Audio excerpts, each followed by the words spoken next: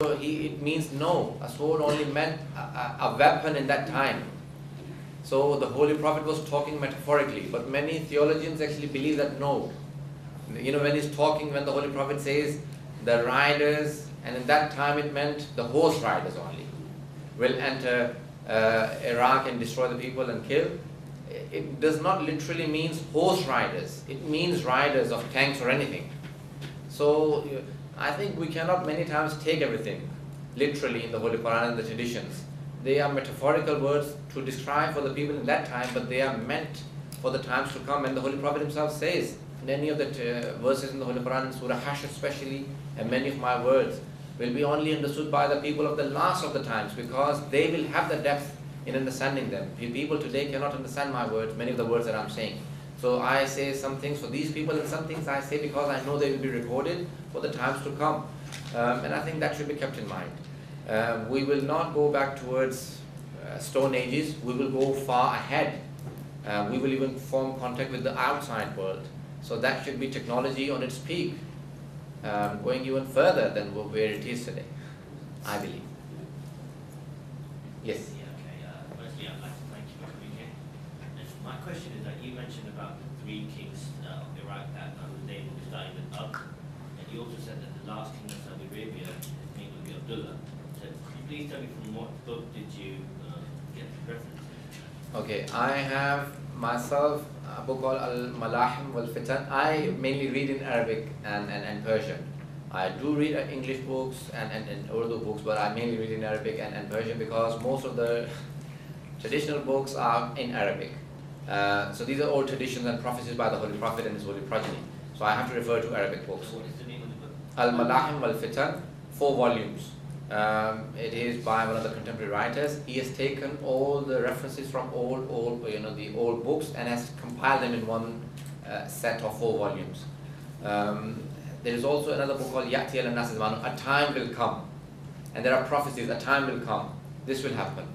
People will escape from the scholars, and and the king, the rulers will not have mercy on the public.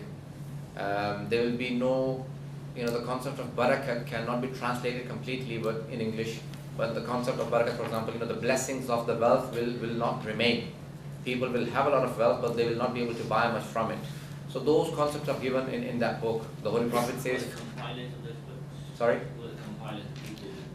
Syed Mahmud al-Surqi for Al-Malahim al-Fitan. Ya'ti al-Nas Zamanun is another writer, contemporary writer, who has taken it from many of the old books. Many of the old books do have traditions, but they have traditions on like 400 topics. So you have to take out those traditions. What these contemporary writers are doing, that they take them out and compile topical compilations. You will find in Bihar al-Anwar by Muhammad Baqir Majlisi, you will find in Furu al-Kafi, you will also find in even Sahih al-Bukhari that has prophecies for the future. Tirmizi has prophecies for the future. Any book, Shia and Sunni, that talks about Mehdi. Jawzi has a very detailed book. Many books. There are tens of books now. You can, even now on the internet, you can go and type, and you will find many translations in English, but not all. Occultation by Nu'mani over 1,000 years back. The book of occultation by Sheikh Tusi and others. I can name many books. Yeah, if we can move on, please. Yes. Is there any other questions? Yes, go on. My question is this: before the Messiah comes, there will still be different religions. Yes. People in different faith. You can speak louder, please. Sorry. After the Jesus comes and preach the people to be good, according to the preachings based on Islamic point of view, how will this affect the faith of the other people, like from Christianity and the other people? Now, Islamically, when the final Messiah comes, the Mahdi al-Islam comes, he will come and explain to all people, and they will all believe in one faith. They will come and unite under the banner of the unity, the divine unity of God. They will all come and unite under that. Jesus will also come, and he does not, according to Islam, does not proclaim that he is the Son of God. So he will come and tell the people, and they will believe. So that is basically the depth, and they will invite the rest of the world to similar faith and belief. So they will all the people from one faith. No, there will be different faiths, but they will all unite. Yes. Yes, there's another concept in which it says that mountains will fly like cotton wool, and everything will be destroyed. That's after the Messiah. When the Messiah either is killed, then the things will be, these are the end of the time. That is the end of the time, the Messiah days. and Mehdi will be killed as well. Because when they are there, then they don't feel like that this can happen to the earth. But No, are once not they there- are killed or something, then because this is the final message, then the Quran describes that as if, when, wool, when it goes through the making, how it is floating in the air. That's how the mountains will be floating.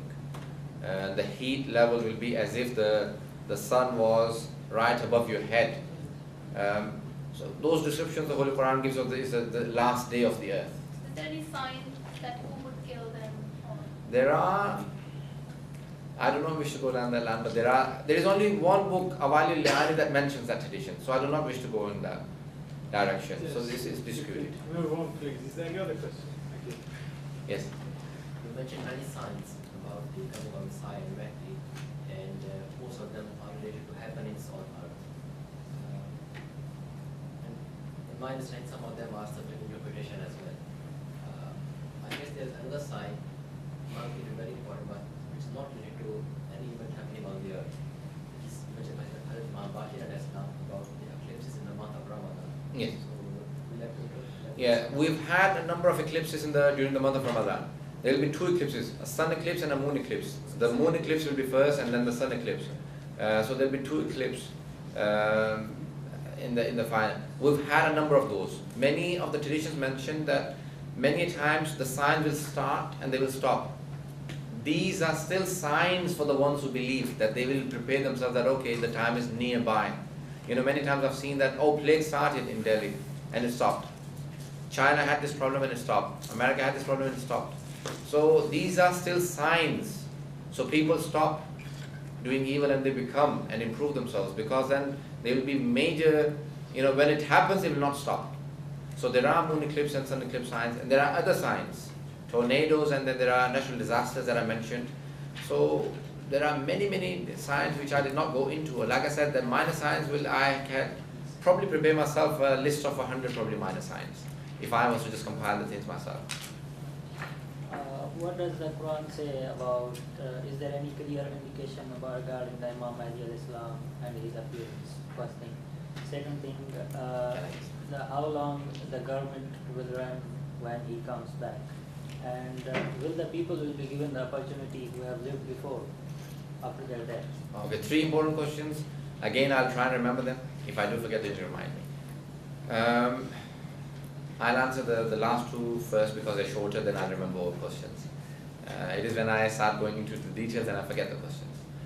How long will he rule for, the Messiah, when he comes back?